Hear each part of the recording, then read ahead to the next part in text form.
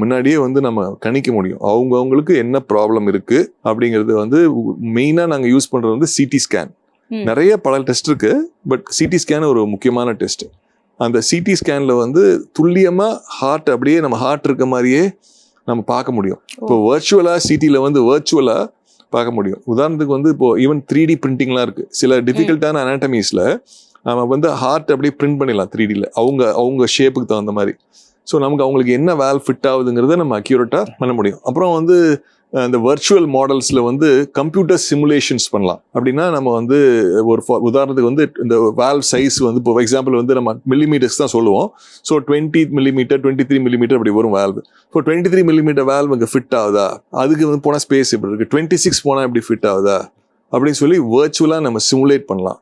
So அந்த மாதிரி tailor made therapy பண்ணும்போது இன்னும் அக்யூரேட்டாக நம்ம வந்து ப்ரிடிக்ட் பண்ண முடியும். இது அதை விட அட்வான்ஸ்டாக என்னென்னா இப்போ வந்து நம்ம ஈவன் வந்து